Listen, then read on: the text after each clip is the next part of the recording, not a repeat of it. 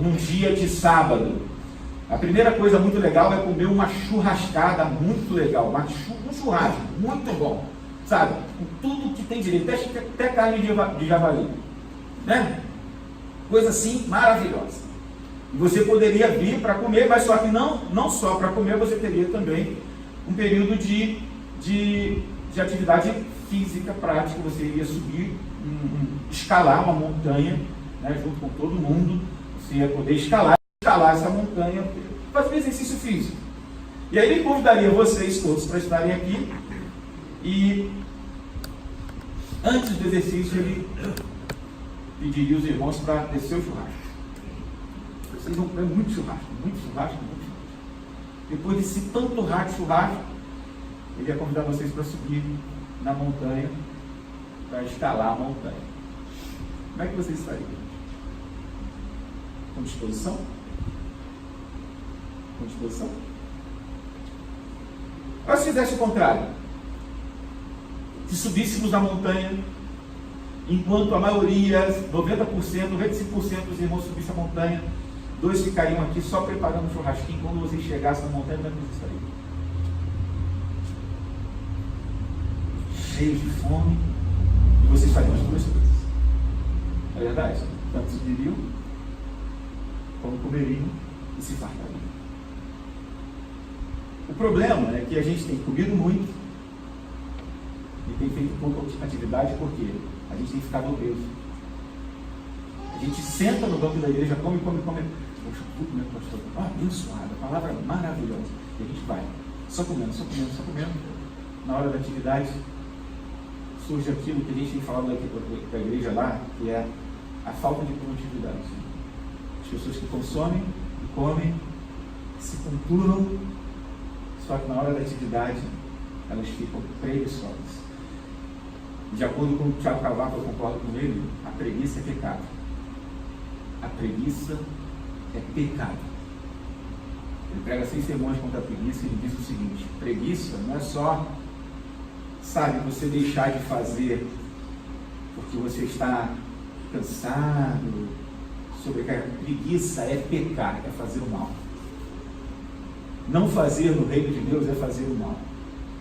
Então, entenda os irmãos que tem muita gente que vai para as Escrituras e vive uma vida apenas intelectual, de busca intelectual, de leitura, de aprendizado na internet, de aprendizado na igreja, de boa teologia, de leitura de livros. Isso é muito bom. Se for na minha casa, você vai encontrar bastante livro. Eu tenho a prática de ouvir bons pregadores. Eu gosto de participar de conferências.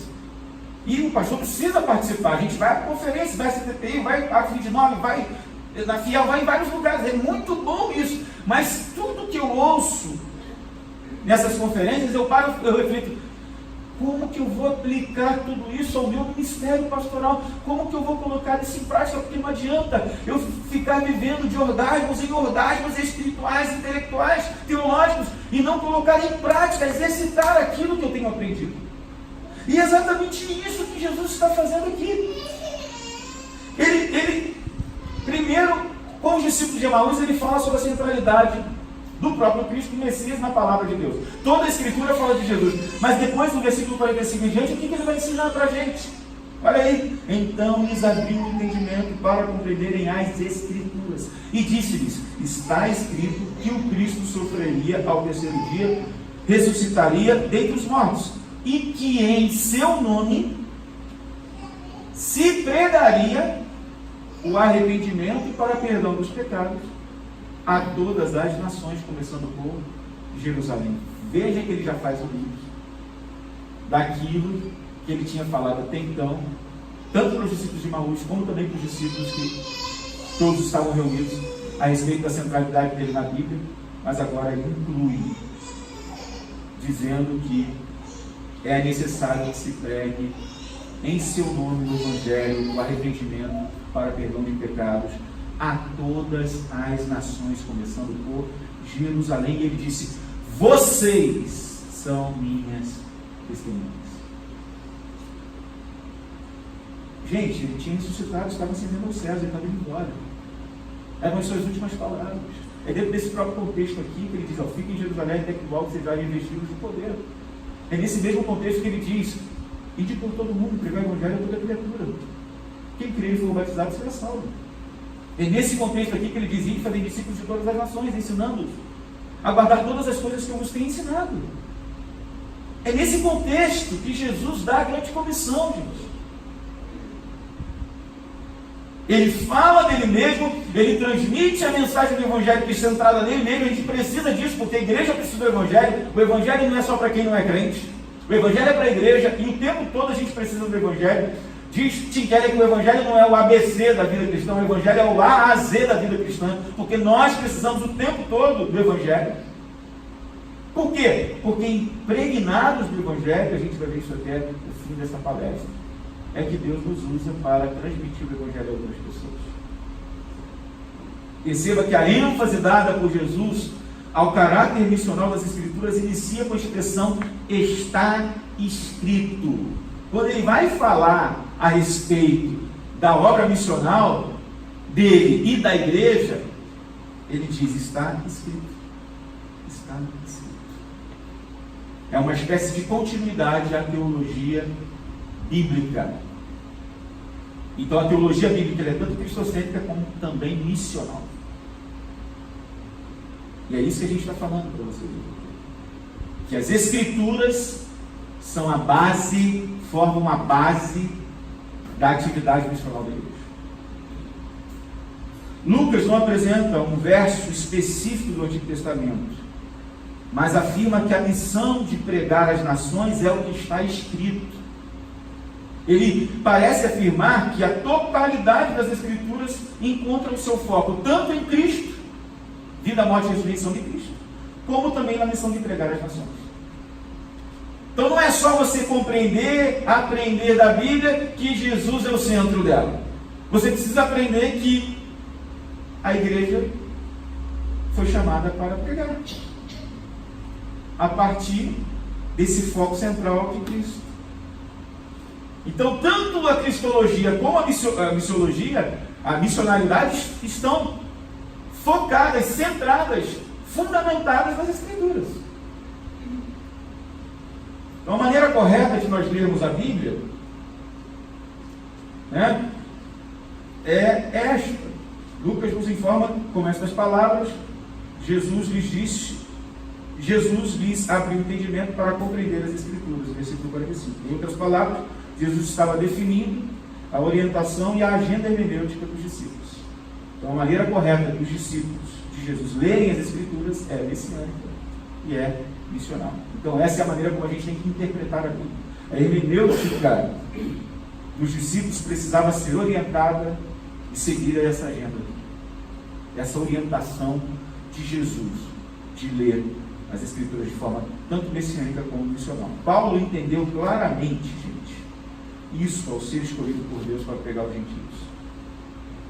Seu encontro com Jesus ressurreto no caminho de Damasco, seu reconhecimento de Jesus como Messias, como Senhor, transformou radicalmente a sua maneira de ler as Escrituras do Antigo Testamento. A gente sabe que Paulo era um doutor de Bíblia, era um doutor do Antigo Testamento.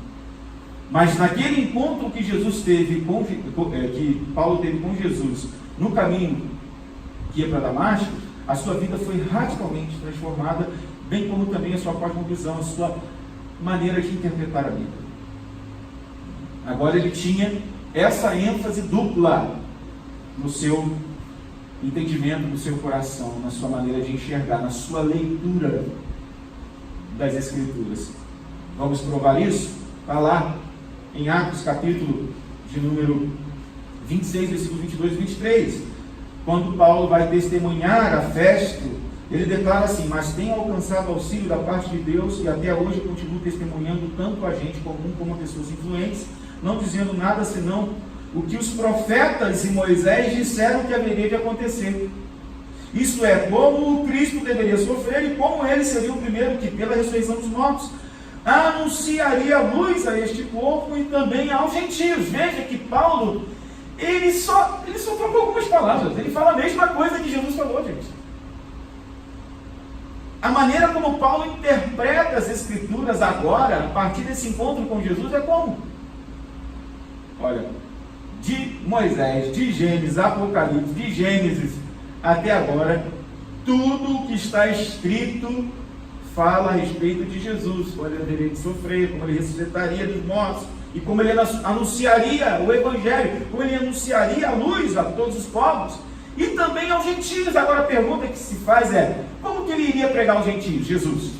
Se não por meio da igreja, se não por meio dele mesmo. Então ele estava entendendo corretamente que a leitura das Escrituras, a partir daquele encontro que ele teve com Jesus, deveria ser esta.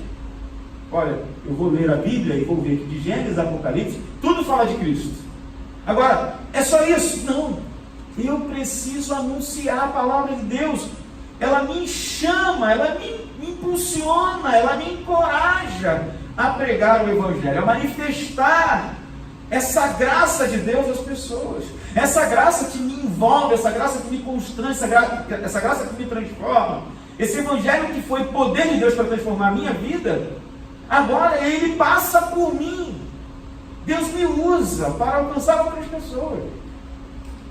É isso que Paulo está dizendo. Foi essa compreensão dupla das Escrituras que moldou todo o ministério paulino. O currículo bíblico de Paulo era o Jesus Messias que deveria ser anunciado aos gentios. Gente, eu poderia citar muitas outras passagens aqui. Mulher samaritana, por exemplo. Vocês lembram da história? Como é que foi? Ela para, Jesus para no poço de Jacó, ela vai lá até o poço para tirar água. Há um encontro, né? Já logo Jesus chama, né? Traz assim a conversa para o âmbito da evangelização pessoal. A gente sabe muito bem da história. Aquela mulher reconhece Jesus como Messias, ela bebe da água da vida, ela é regenerada, ela é abençoada, ela é agraciada por Deus, ela é salva. O que acontece automaticamente? Automaticamente ela deixa o cântaro e sai correndo para anunciar a outras pessoas. Não é suficiente ela encontrar Jesus sozinha, ela quer transformar a sua comunidade, os seus irmãos, os seus conhecidos, ela quer que eles sejam também alcançados pelo Messias, ela quer compartilhar. Ela não vai guardar consigo mesmo aquilo que ela aprendeu. Vocês estão entendendo a importância de nós lermos a Bíblia dessa forma? De enxergarmos na Bíblia, termos essa leitura bíblica, tanto messiânica, cristológica, como também missional. Porque, gente, sinceramente, a gente percebe que ao longo dos séculos há aquilo que a gente pode chamar de miopia missional. A leitura bíblica, ela é feita, mas parece que a gente tem os nossos olhos fechados para essa questão da missão. Ao longo dos séculos, nós cristãos fizemos uma boa leitura messiânica, cristocêntrica, no Antigo Testamento, mas fomos deficientes. E às vezes completamente cegos na leitura missional das Escrituras da Bíblia. Muitas igrejas, muitos pastores têm facilidade de ler o Antigo Testamento e encontrar a teologia, a escatologia centradas em Jesus. Muitos têm facilidade. Outros estão aprendendo, outros estão crescendo nisso. A missão da igreja flui da missão de Deus e dela participa diretamente. Na Bíblia nós encontramos um retrato de Deus e um propósito inquestionável. Quando eu leio a Bíblia, eu encontro Jesus. Mas eu não só encontro Jesus, mas eu encontro um propósito pelo qual a Bíblia foi escrita para me falar de Jesus. A Bíblia foi escrita para me falar de Jesus, a fim de que eu, impactado pela palavra do Evangelho, possa também ser usado por Deus para impactar outras vidas. Eu não posso deixar de colocar essa declaração por completo. Não posso. Christopher White, no seu livro, diz: fundamentalmente, nossa missão, se esta for biblicamente definida e validada, designa nossa participação ativa com o povo de Deus, a convite de Deus, segundo o mandamento de Deus, na própria missão de Deus, realizada na história do mundo de Deus, para a redenção da criação de Deus.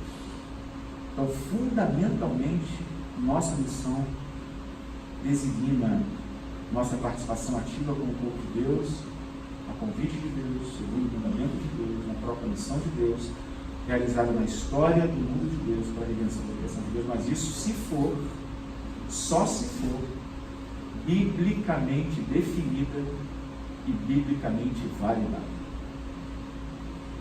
Porque é a Bíblia que define isso. É a Bíblia que fundamenta a nossa missão. É a Bíblia que fundamenta a nossa prática. Uma visão da Bíblia como fenômeno missional é muito importante. A Bíblia não é apenas um livro que contém vários textos que fornecem uma base para a atividade missionária da igreja, mas ela é como um todo produto missional. Os livros que compõem o cânon bíblico são resultados e testemunho da grande comissão, da grande missão de Deus, gente. A Bíblia existe por causa da grande missão. Ela é resultado da grande missão. Não o contrário. A Bíblia existe por causa dessa missão. Ela apresenta a história da missão de Deus em prol de toda a criação. Gente, a Bíblia é a história de Deus em missão. Ela destrincha o enredo desse Deus comprometido com a missão de alcançar este propósito eterno consumado em Jesus.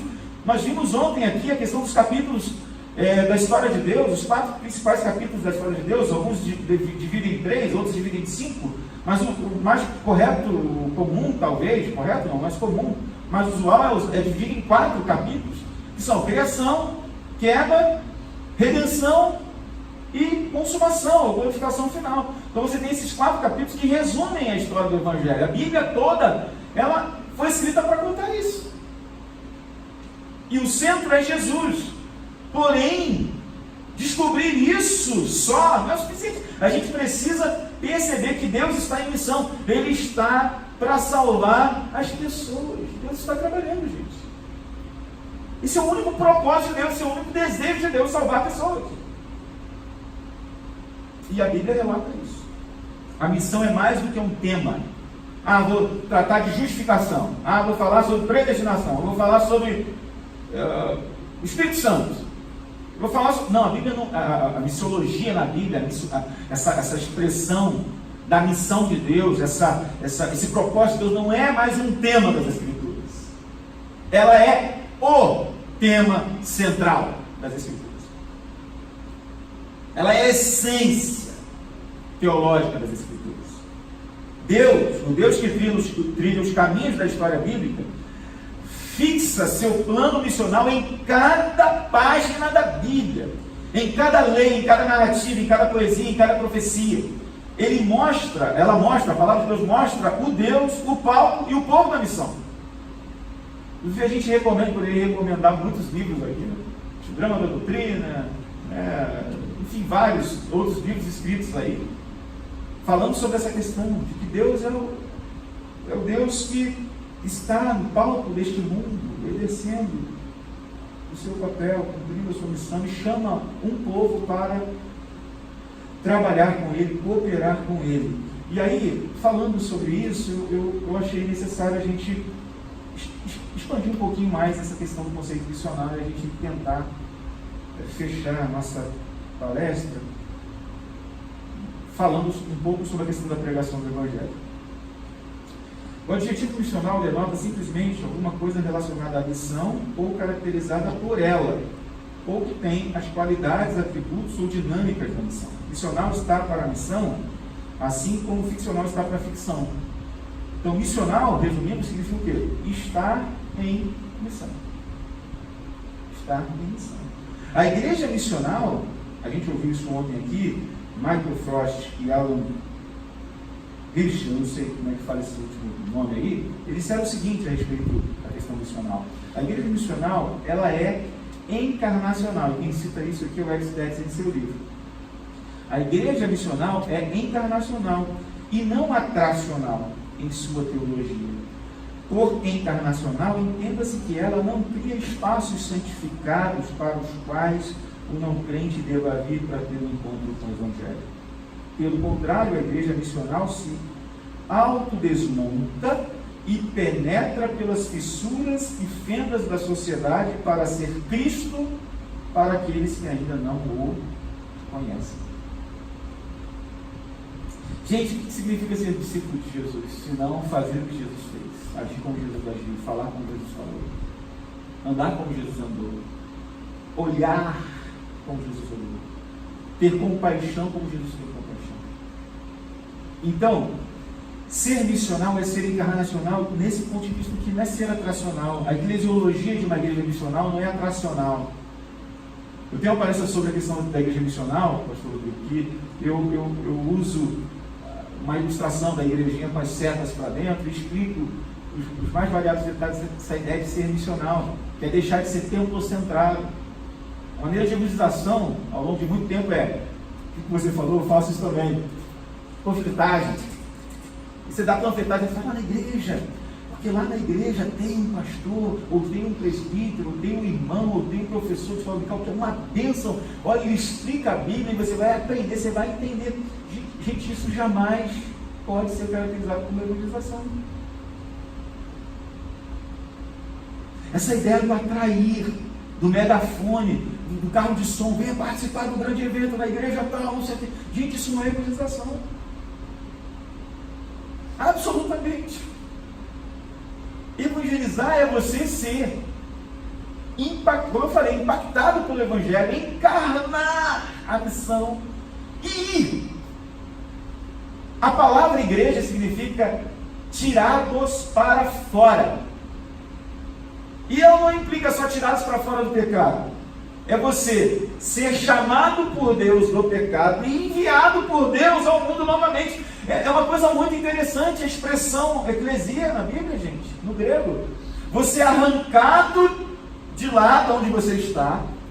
Deus te lava, te purifica, te enxágua no Evangelho e te envia novamente. Você é chamado, vocacionado e depois enviado para fora. Olha que coisa.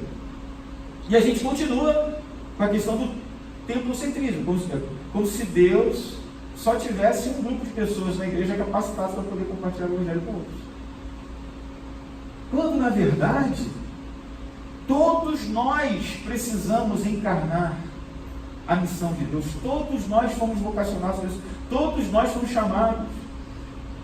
Ouvimos ontem aqui reiteradamente, de forma muito intensa, de que a gente precisa ser missionário, não só além fronteira, mas do outro lado da rua, no nosso trabalho, na nossa escola, no nosso dia a dia, na nossa família. As pessoas que se convertem ao Evangelho, a maioria delas se convertem por meio dos amigos. Uma das grandes estratégias adotadas hoje pelas igrejas missionárias e igrejas centradas no Evangelho é a questão da multiplicação do Evangelho por meio de pequenos grupos, por meio de relacionamentos intencionais. A gente tem que deixar de ser atracional para ser encarnacional e intencional nos nossos relacionamentos. Encarne Jesus Cristo, encarne o Messias, encarne a Cristo, encarne o Evangelho e vá. Deus vai usar você. Deus vai te ajudar. Deus vai te usar.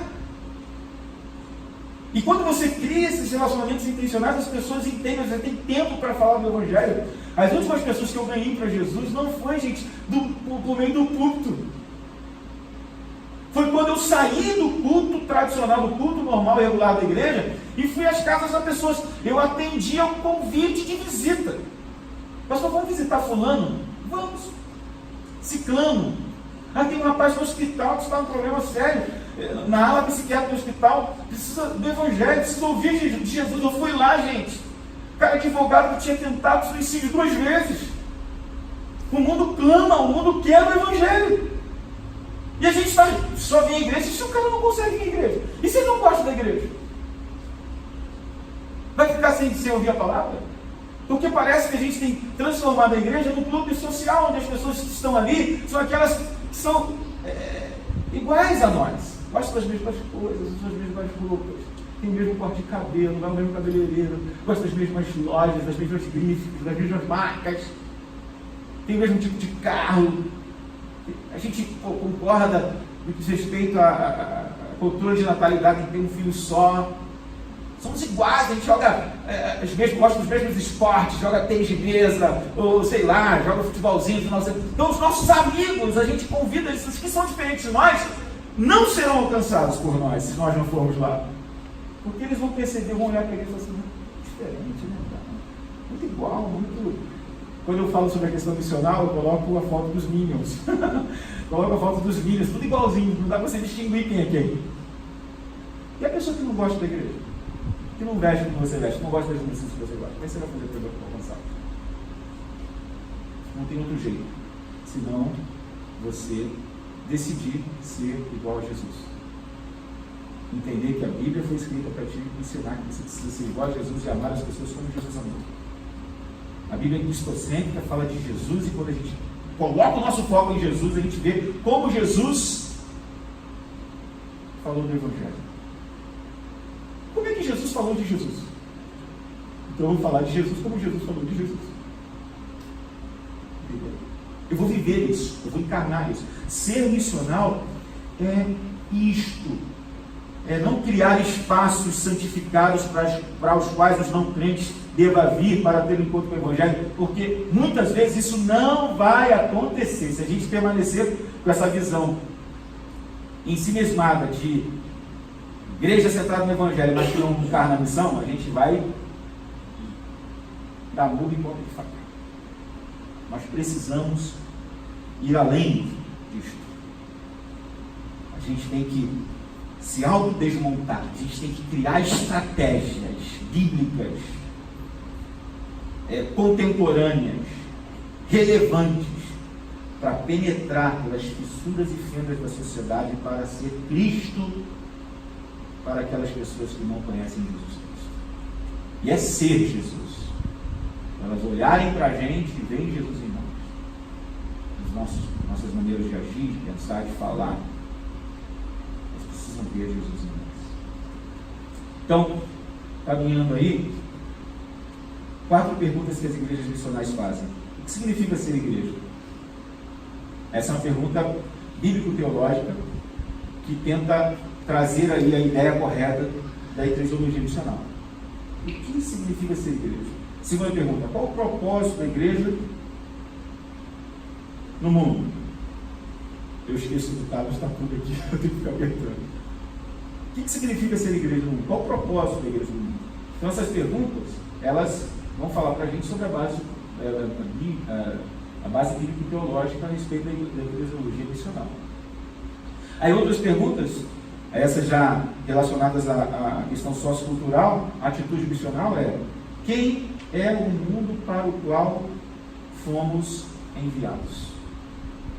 E como cumprir o nosso propósito neste mundo? Essas perguntas, gente, são perguntas que igrejas missionais fazem o tempo todo. O que significa ser igreja? Qual o propósito da igreja no mundo? Quem é o mundo para o qual fomos enviados? E como que eu vou cumprir o propósito desse mundo?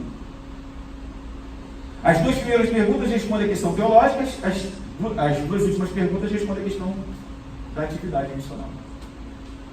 As 2 primeiras perguntas respondem a questão bíblico-teológica, missional, a base, e as 2 últimas respondem a questão da atividade. Como é que eu vou fazer para poder me comunicar com isso? Quem são eles? Eu quero conhecer as pessoas com quem eu tenho contato. Quem são eles? Como é que eu posso me comunicar de uma forma relevante e inteligível para eles? Então, só expandindo isso aí, o que significa ser igreja? Significa ser povo de Deus. Correto? Gênesis 12, 1-3, diz assim: e o Senhor disse a Abraão: sai da tua terra, do meio dos teus parentes, e da casa do seu pai, para a terra que eu te mostrarei. E farei de ti uma grande nação, te abençoarei, e engrandecerei o teu nome, e tu serás uma bênção. Abençoarei os que te abençoarem, amaldiçoarei quem te amaldiçoar, e todas as famílias da terra serão abençoadas por meio de ti. Isso é ser igreja. Olha que eu usei um texto lá do Antigo Testamento. Ser igreja é isso mesmo. É ser um povo de Deus. É ser chamado por Deus, enviado por Deus. Sai da tua terra, do meio da tua parentela, com a terra que eu vou te mostrar. Te abençoarei, vai de ti uma grande nação. É um mandato cultural, um mandato missional, está tudo aqui, está tudo incluso. Qual o propósito da igreja do mundo? Estar em missão. Ser o povo de Deus é em missão. 2 Coríntios 5, 17 e 19, como foi lido esse texto. Portanto, se alguém está em Cristo, é a nova criação, as coisas velhas já passaram. Surgiram coisas novas, mas todas essas coisas procedem de Deus, que nos reconciliou consigo mesmo por meio de Cristo e nos confiou o ministério da reconciliação, pois Deus estava em Cristo, reconciliando consigo mesmo o mundo, não levando em conta as transgressões dos homens, e nos encarregou da mensagem da reconciliação. Então eu preciso estar em missão. Então a eclesiologia é o novo homem coletivo, o povo de Deus, a igreja de Deus. Deus não está apenas salvando pessoas, está restaurando a raça. Estar em Cristo é não apenas ser nova criatura, mas também, principalmente, ser nova criação, nova humanidade.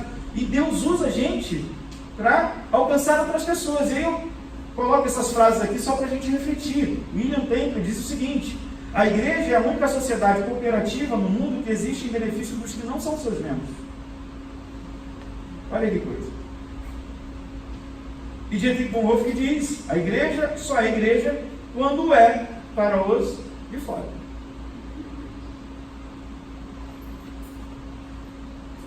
Karl Barth: a comissão recebida pela igreja é a sua própria vida, e por isso a própria razão de ser da igreja depende de sua submissão à comissão dada por Jesus.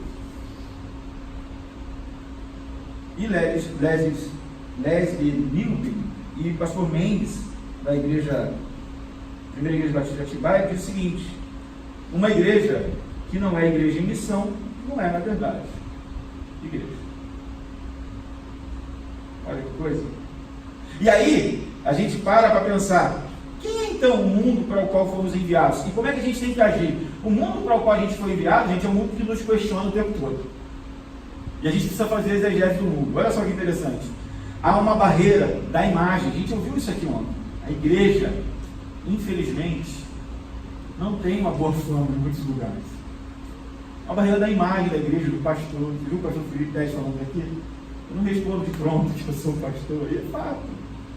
Você tem que fazer todo o esquema, preparar o caminho para falar. As pessoas têm uma má impressão de pastor. Pastor é uma igreja dos irmãos, dos fiéis. Porque uns ou outros fazem isso, algumas igrejas fazem isso, acho que toda igreja faz isso.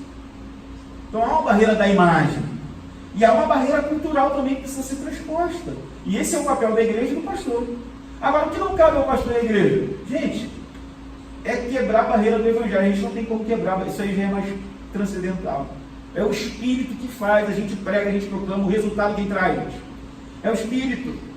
A gente tem que fazer a leitura, a gente tem que fazer exegese no mundo que nos questiona, a gente tem que quebrar as barreiras de imagem, a gente tem que fazer de tudo para proclamar de forma honesta, exata a palavra de Deus e evitar qualquer tipo de escândalo, qualquer tipo de mau testemunho, quebrar as barreiras culturais. A gente tem que fazer essa exegese, papel da igreja e do pastor, e pregar. E aí, pastor? A partir daí a gente faz o quê? Não faz mais nada, o Espírito Santo faz.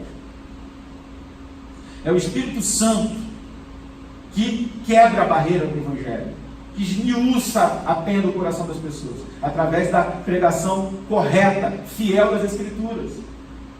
E essa questão do comprometimento total das pessoas, da conversão, da regeneração, isso é a obra do Espírito. Enquanto a gente está pregando, o Espírito Santo está agindo. A Bíblia, a pregação do Evangelho é a espada do Espírito. Ele usa isso. E aí, a gente continua dizendo: como cumprir então o propósito desse mundo? Eu já falei, mas a gente continua falando. Pregando o Evangelho, fazendo a boa exegese, expondo a palavra de Deus. E quando a gente fala de exposição bíblica, a gente fala tanto aqui quanto no dia a dia. Pregações expositivas de livros da Bíblia, séries expositivas temáticas, situações específicas. Nós temos que treinar o povo. Cada culto, cada reunião, cada pequeno grupo, cada encontro do povo de Deus precisa ser um encontro de treinamento, de transmissão de conhecimento, de palavra, mas também de encorajamento a que as pessoas vá, elas possam ir pregar o Evangelho. Não é só de se alimentar e se tornar uma obesa teológica. Acho que elas sejam encorajadas. A pregação missional é essa, que te equipa, que te traz alimento, mas também que te encoraja a ir.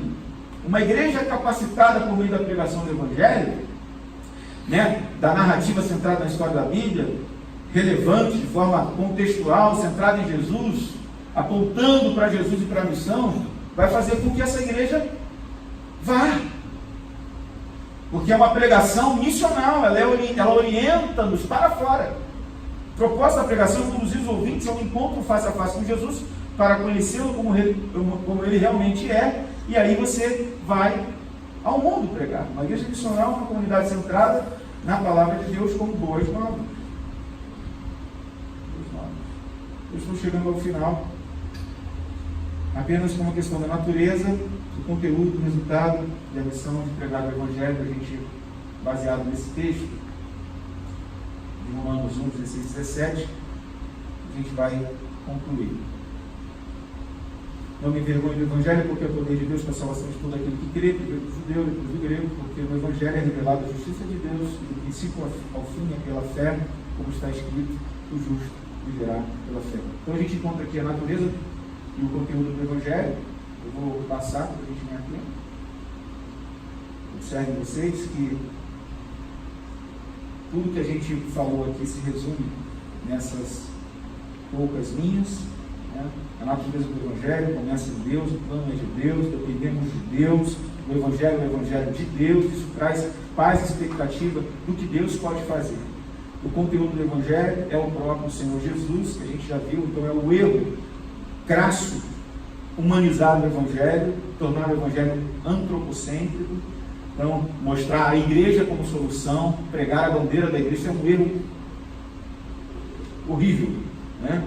Porque a igreja é diferente do Evangelho. O Evangelho está para além da igreja, né? Do templo. Ali você vê a questão da identidade de Paulo, que é servo, um apóstolo, primeiro, né? A identidade dele é ser servo. Depois, então, a função dele é ser apóstolo. E o Evangelho é uma pessoa. A gente viu isso aqui. E a gente continua a questão do resultado e da missão do Evangelho. Olha lá. O resultado do Evangelho é transformador. Passou, né? Isso. O resultado do Evangelho é transformador. Sempre que é pregado algo extraordinário pode acontecer. Às vezes não experimentamos algo especial porque não pregamos o Evangelho. Então a missão do Evangelho é anunciar o Evangelho. Pregue por obediência. A igreja nasceu para proclamar Jesus, falar e testemunhar Jesus às pessoas. Então, eis o nosso desafio triplo: compreender o Evangelho, viver o Evangelho e proclamar o Evangelho. Certo? Então, eu concluo dizendo que o Evangelho, irmãos, nos impulsiona para fora. O Evangelho não é apenas a resposta para os nossos pecados, para as nossas lutas, para os nossos ídolos. Não. O Evangelho é também a resposta para a minha incapacidade de amar as pessoas, compreendê-las e viver em missão. Quanto mais eu aprendo o Evangelho, mais eu transformo a minha capacidade, eu sou transformado em minha capacidade de amar as pessoas. Eu não consigo amar as pessoas como devem ser amadas. Eu não consigo compreender as pessoas como elas devem ser compreendidas. Jesus fez isso. E quando eu sou impactado com o Evangelho, eu aprendo a amar as pessoas como Jesus amou, a compreendê-las como Ele compreendeu e a viver em missão. O Evangelho da graça de Deus é, portanto, o combustível para a nossa missão.